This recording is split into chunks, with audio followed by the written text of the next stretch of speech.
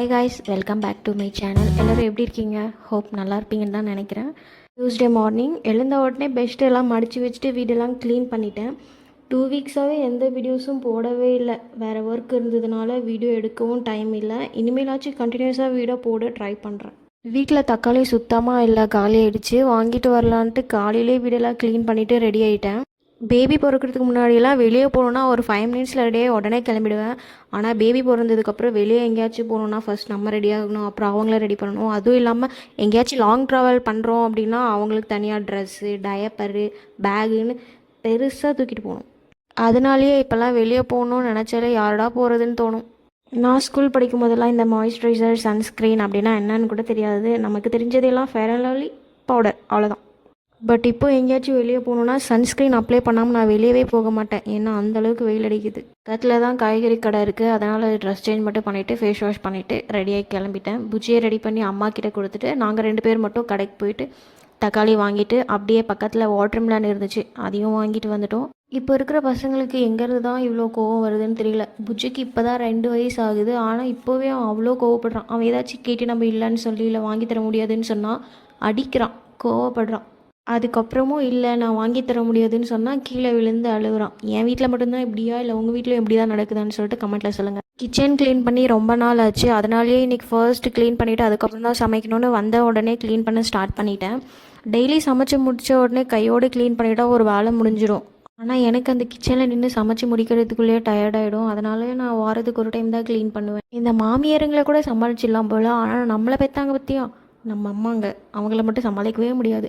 என் அம்மா எப்போயாச்சும் தான் ஒரு டைம் வீட்டுக்கு வருவாங்க. ஆனால் வரும்போதெல்லாம் இது ஏன் இப்படி வச்சுருக்கா, அது ஏன் இப்படி வச்சுருக்கா, வீடு கூட க்ளீனாக வச்சுக்க முடியாது, அது ஏன் அங்கே இருக்குது அப்படின்னு சொல்லிட்டு கொஷின் பண்ணிகிட்டே இருப்போம். வீட்டில் குழந்தை இருக்கிறவங்களுக்கு தெரியும் வீடை க்ளீனாக வச்சுக்கிறது எவ்வளோ கஷ்டம்னு சொல்லிட்டு. ஏன்னா நம்ம க்ளீன் பண்ணிவிட்டு ஒரு 10 நிமிஷத்துக்குள்ளேயே எல்லாத்தையும் அங்கங்கே கழிச்சி போட்டுருவாங்க.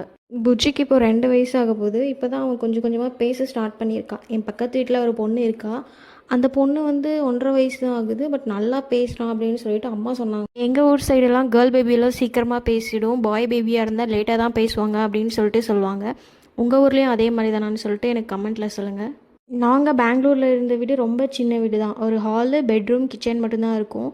அதுவே நான் மாதத்துக்கு ஒரு டைம் தான் மாஃப் போடுவேன். ஏன்னா நான் பயங்கர சோம்பேறி, வேலையே செய்ய மாட்டேன். ஆனால் இப்போ இருக்கிற வீடு கொஞ்சம் பெரிய வீடு. ஹாலு ரொம்ப பெருசாக இருக்கும், 2 பெட்ரூம் இருக்குது, 2 பாத்ரூம், ஒரு கிச்சன். இதை நான் வாரத்துக்கு 4 நாள் மாஃப் போடுறேன். மாதத்துக்கு 1 நாள் மாஃப் போட்டிருந்தேன்னா இப்போது வாரத்துக்கு 4 நாள் மாஃப் போடுறேன். எல்லாம் இவனால் தான். கொஞ்ச நேரம் கூட அமைதியாகவே இருக்க மாட்டான், ஏதாச்சும் ஒன்று பண்ணிகிட்டே இருப்பான். தண்ணி எடுத்து கீழே ஊற்றிட்டே இருப்பான். எனக்கு தெரிஞ்சு எல்லா வீட்லேயும் வாரத்துக்கு ஒரு தண்ணி கேன் யூஸ் பண்ணுவாங்க. பட் எங்கள் வீட்டில் மட்டும் 2 கேன் யூஸ் பண்ணுவோம். ஏன்னா நாங்கள் எடுத்துகிட்டு வர்ற 2 கேனில் ஒரு கேன் இவன் தண்ணி கீழே ஊற்றிடுவான். கிச்சனெல்லாம் க்ளீன் பண்ணி முடிஞ்சதும் வாங்கிட்டு வந்த காயெல்லாம் எடுத்து ஃப்ரிட்ஜில் வச்சுட்டேன். இன்றைக்கி முருங்கைக்காய் சாம்பார் வைக்கலான்னு சொல்லிட்டு வரும்போதே கடையிலேருந்து முருங்கைக்காயும் வாங்கிட்டு வந்துட்டேன். லாஸ்ட் டைம் இதே மாதிரி தான் ஒரு தர்பூசணி பழம் வாங்கிட்டு வந்து வீட்டில் கட் பண்ணி பார்த்தோம். அதில் சுத்தமாக தண்ணியே இல்லை, ஒரு மாதிரி வாடி போன மாதிரியே இருந்துச்சு. சரின்னு எடுத்துகிட்டு போய் அவங்கக்கிட்டே கொடுத்துட்டு வேறு ஒன்று வாங்கிட்டு வந்தோம். அதை வாங்கிட்டு வந்து வீட்டில் கட் பண்ணி பார்த்தா ஃபுல்லாக காய், சாப்பிடவே முடியல, எந்த டேஸ்ட்டுமே இல்லை. 155 ருபீஸ் வேஸ்ட்டாக தான் போச்சு. அதனாலேயே இந்த டைம் வாங்கும்போது அங்கேயே கட் பண்ணி சாப்பிட்டு பார்த்துட்டு அதுக்கப்புறம் தான் எடுத்துகிட்டு வந்தோம். அப்புறம் அப்படியே கடைக்கு போயிட்டு அம்மா மட்டும்தான் இருந்தாங்க, அதனால் அவங்களுக்கு ஒரு 2 பீஸ் மட்டும் கட் பண்ணி கொடுத்துட்டு பேலன்ஸ் நாங்கள் எடுத்துகிட்டு வந்துட்டோம். முருங்கைக்காய் சாம்பார் பண்ணுறதுக்கு ஃபஸ்ட்டு குக்கரில் பருப்பு போட்டு நல்லா வாஷ் பண்ணிக்கலாம். நான் இன்றைக்கி துவரம் பருப்பு, பாசி பருப்பு ரெண்டுமே கொஞ்சம் கொஞ்சம் எடுத்திருக்கேன். நல்லா கழுவிட்டு அதுக்கப்புறமா 2 தக்காளி, ஒரு வெங்காயம், கொஞ்சம் பூண்டு, அப்புறம் மஞ்சத்தூள், சீரகம் போட்டு நல்லா 5 விசில் விட்டு எடுத்துக்கலாம். விசிலெல்லாம் போனதுக்கப்புறமா குழம்புக்கு தேவையான உப்பு, மிளகாத்தூள், அப்புறமா கொஞ்சமாக பெருங்காயத்தூள் இதெல்லாத்தையும் போட்டு நல்லா கடைஞ்சிக்கிட்டு கொஞ்சம் எக்ஸ்ட்ரா ஒரு கிளாஸ் தண்ணி ஊற்றிட்டு கட் பண்ணி வச்ச முருங்கைக்காயும் போட்டு நல்லா கொதிக்க வச்சுக்கலாம். முருங்கைக்காய் நல்லா வெந்ததுக்கப்புறமா தாளிப்பு கிண்ணம் எடுத்து வச்சுக்கிட்டு அதில் எண்ணெய் ஊற்றிட்டு கடுகு, சீரகம், பெருங்காயத்தூள் கொஞ்சமாக, அப்புறமா சாம்பார் தூள். தாளிக்கும் போது எண்ணெயில் சாம்பார் தூள் போட்டிங்கன்னா அது டேஸ்ட்டாகவும் இருக்கும், ஸ்மெல்லும் நல்லாயிருக்கும் சாம்பாரோடது. சாம்பார் கொஞ்சம் கெட்டியாக சாப்பிட்டா தான் பிடிக்கும், அது டேஸ்ட்டுமே நல்லாயிருக்கும். அப்புறம் சாம்பாரில் மாங்காய்லாம் போட்டு சாப்பிடுவாங்க, அது ரொம்ப ரொம்ப பிடிக்கும். ஆனால் விக்கி எனக்கு அப்படி ஆப்போசிட்டு. அவனுக்கு குழம்புல மாங்காய் போட்டாவும் பிடிக்காது, கெட்டியாக இருந்தாலும் பிடிக்காது, தண்ணி மாதிரி இருந்தால் தான் பிடிக்குமே. நானும் நிறைய டைம் ஒரு 2 கிளாஸ் தண்ணி சாம்பாரில் ஊற்றி தான் கொடுப்பேன். ஆனாலுமே அவன் இல்லை இன்னும் தண்ணியாக தான் வேணும் எனக்கு அப்படின்னு சொல்லிட்டு கேட்பான். இன்னும் தண்ணியாக வைக்கணுன்னா சிவகார்த்திகேயன் ஒரு படத்தில் சொல்லியிருப்பார், பருப்பு கழுவுன மிச்சம் தண்ணியை பிளேட்டில் ஊற்றி வச்சிருக்கான்னு சொல்லிட்டு. அந்த மாதிரி தான் நம்மளும் ஒரு டைம் ட்ரை பண்ணி பார்க்கணும். அப்போவாச்சும் சாம்பார் தண்ணி மாதிரி இருக்குதுன்னு சொல்கிறானான்னு பார்க்கலாம். எங்கள் வீட்டில எல்லாம் எங்கள் அம்மா 1 லிட்டர் எண்ணெயை வச்சு 1 மாதத்துக்கு காலத்தை ஓட்டுவாங்க. ஆனால் நான் வாரத்துக்கு 1 லிட்டர் எண்ணெயை யூஸ் பண்ணிகிட்ருக்கேன். பேசிக்காகவே நான் எந்த குழம்பு இல்லை பொரியல் எது யூஸ் பண்ணாலுமே எண்ணெய் அதிகமாக தான் ஊற்றுவேன். ஆக்சுவலி அது நல்லது இல்லை. நானும் மாற்றிக்க ட்ரை பண்ணுறேன், பார்க்கலாம். அப்புறம் பொரியல் பண்ணுறதுக்கு பீன்ஸு, கேரட்டு, உருளைக்கிழங்கு எல்லாமே கட் பண்ணி எடுத்துக்கிட்டேன். நேற்று வெஜிடபிள் ரைஸ்க்கு வாங்கின பச்சை பட்டாணி கொஞ்சம் அப்படியே இருந்துச்சு. அதையும் போட்டு மிக்ஸ் பண்ணிக்கலான்னு சொல்லிட்டு தனியாக வேக வச்சுட்டேன். இந்த பொரியல் பண்ணுறது ரொம்பவே ஈஸி தான். கடாயில் எண்ணெய் ஊற்றிட்டு கடுகு, சீரகம், வெங்காயம், கருவேப்பிலை எல்லாமே போட்டு நல்லா தாளிச்சிட்டு கட் பண்ணி வச்ச வெஜிடபிள்ஸ் எல்லாமே போட்டு உப்பு, மஞ்சத்தூள், மிளகாத்தூள் இது 3மே போட்டு மிக்ஸ் பண்ணிவிட்டு நல்லா வேக வச்சு எடுத்துக்கினா பொரியல் ரெடி. சாம்பார், பொரியல் 2மே ரெடி ஆகிடுச்சு. இன்னும் சாப்பாடு மட்டும்தான் வைக்கணும். ஃபஸ்ட்டெல்லாம் நான் குக்கரில் தான் சாப்பாடு வச்சு சாப்பிட்டுட்ருப்பேன். 2 மந்த்ஸாக கேஸ்ட்ரிக்னால ரொம்ப கஷ்டப்பட்டேன். சுத்தமாக சாப்பிட முடியாது, நைட்டில் தூங்க முடியாது, ரொம்ப கஷ்டப்பட்டேன். ஒரு 2 மாதம் ஃபுல்லாகவே கண்டினியூஸாக ஹாஸ்பிட்டலே தான் இருந்தேன். இன்ஜெக்ஷன் போட்டுகிட்டே தான் இருந்தேன். அப்போது டாக்டர் சொல்லுவாங்க, குக்கர்லலாம் வச்சு சாப்பிடாதீங்க, வடித்து சாப்பிடுங்க, அதுதான் ரொம்ப ஹெல்த்தி அப்படின்னு சொல்லிட்டு. அப்போ இருந்து பாத்திரத்தில் தான் வடித்து சாப்பிட்றேன். கேஸ்ட்ரிக்கெல்லாம் வந்துடுச்சுன்னா ரொம்ப கஷ்டமாக இருக்கும். கொஞ்சம் காரம் கூட சாப்பிட முடியாது. சாப்பிட்டா பயங்கரமாக வயிறெல்லாம் வலிக்கும்.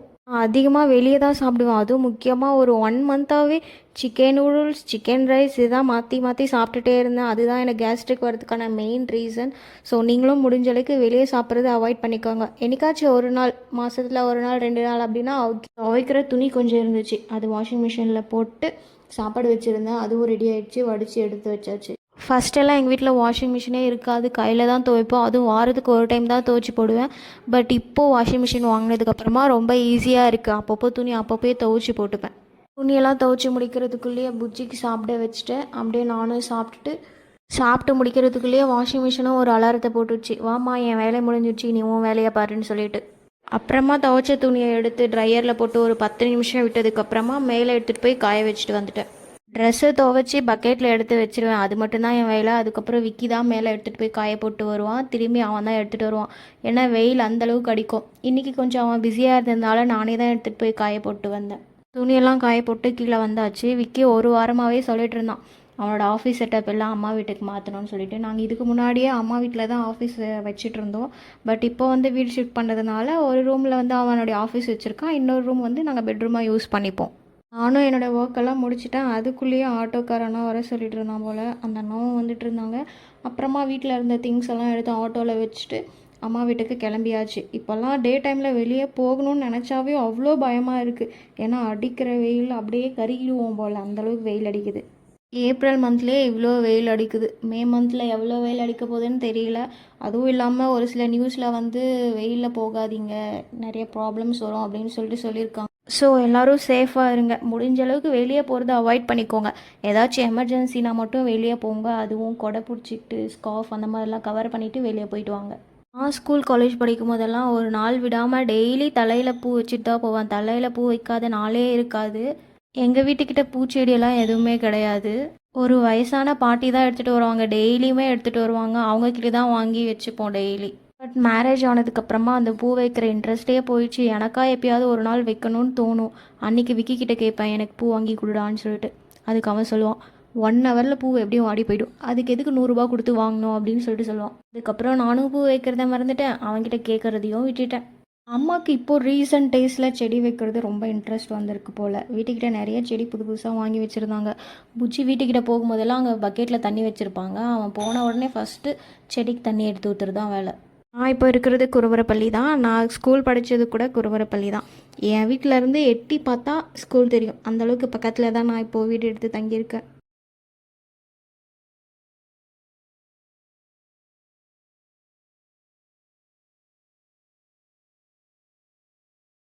இங்கேருந்து ஒரு 5 to 10 கிலோமீட்டர்ஸ் தள்ளி தான் அம்மா வீடு இருக்குது. எங்கள் ஊர் ரொம்ப வில்லேஜ் தான். ஒரே ஒரு பொட்டி கடை தான் இருக்கும் ஃபஸ்ட்டெல்லாம். இப்போ தான் கொஞ்சம் கொஞ்சமாக டெவலப் ஆகிருக்கு. அதுவும் இல்லாமல் இப்போது எங்கள் ஊருக்கு ஆப்போசிட்லேயே மெடிக்கல் காலேஜ் வேறு வந்திருக்கு. ஸோ இன்னும் போக போக நல்லா டெவலப் ஆகிடும்னு நினைக்கிறேன். திங்ஸ் எல்லாமே எடுத்துகிட்டு போய் வீட்டில் வச்சுட்டு நேராக கடைக்கு போயிட்டோம். அப்பா மட்டும்தான் இருந்தாங்க. போகும்போதே 2 ஃப்ரெஷ் ஜூஸ், அப்புறம் ஒரு லெமன் ஜூஸ், ஒரு ஆரஞ்சு ஜூஸ், ரோஸ் மில்க் இது எல்லாமே வாங்கிட்டு போயிட்டோம். வாங்கிட்டு போயிட்டு அங்கேயே கடையில் உட்காந்து குடிச்சிட்டு அதுக்கப்புறமா விக்கி ஏதோ அமேசானில் ஆர்டர் பண்ணியிருந்தான். அதையும் பார்சல் எடுத்துகிட்டு வீட்டுக்கு வந்துட்டோம். வீட்டுக்கு வந்ததுக்கப்புறம் பார்சல் ஓப்பன் பண்ணி பார்த்தா அது ஒரு வீடு. விக்கி முன்னாடியே சொல்லியிருந்தோம், இந்த மாதிரி வீடு ஆர்டர் பண்ணியிருக்கேன்னு சொல்லிட்டு. இந்த வீடை வந்து நாங்கள் அமேசான்லேருந்து தான் ஆர்டர் பண்ணோம். இது குட்டி பசங்களாம் விளையாடுறதுக்கு நல்லாவே இருக்கும். இதோட ப்ரைஸ் வந்து ஒரு 700 கிட்ட வரும். இதுலேயே ஒரு ஷீட் மாதிரி கொடுத்துருப்பான். எப்படியெல்லாம் ஃபிக்ஸ் பண்ணணும்னு சொல்லிட்டு இதில் போட்டிருக்கிற மாதிரி எல்லாமே ஒன்று ஒன்றா பார்த்து கடைசியாக ஃபிக்ஸ் பண்ணி முடிச்சிட்டோம். ஒரு 5 நிமிஷம் தான் ஆச்சு ஃபிக்ஸ் பண்ணுறதுக்கு. நாமெல்லாம் சின்ன வயசில் இருக்கும்போது ஏதாச்சும் நமக்கு வேணும்னா அழுது அடம் பிடிச்சி 2 நாள் ஆச்சு சாப்பிடாம இருந்து வாங்குவோம். சம்டைம்ஸ் கொஞ்ச நாள் போனதுக்கப்புறம் அது மறந்தே போயிடுவோம். நான் சின்ன வயசில் இருக்கும் போதெல்லாம் என் அம்மா அப்பா கிட்டே எதுவுமே வாங்கி கொடுங்கன்னு சொல்லி கேட்கவே மாட்டேன். ஏன்னா நாங்கள் கொஞ்சம் மிடில் கிளாஸ் ஃபேமிலி தான். எனக்கு நல்லாவே தெரியும் அவங்க எவ்வளோ கஷ்டப்படுவாங்கன்னு சொல்லிட்டு. அதனாலேயே நான் அவங்கக்கிட்ட எதுவுமே கேட்கவே மாட்டேன். ஆனால் இப்போ இருக்கிற குழந்தைங்கள்லாம் அப்படி இல்லை. அவங்களுக்கு ஏதாச்சும் ஒன்று வேணும்னா அது உடனே வேணும், அப்போவே வேணும். நம்மளும் அப்படி தான் பண்ணுறோம். நமக்கு தான் சின்ன வயசில் யாரும் வாங்கி தரல, சரி நம்மாச்சு நம்ம பசங்களுக்கு வாங்கி கொடுப்போம்னு சொல்லிட்டு நம்மளே அவங்களுக்கு வாங்கி கொடுத்து கெடுத்துடுறோம்.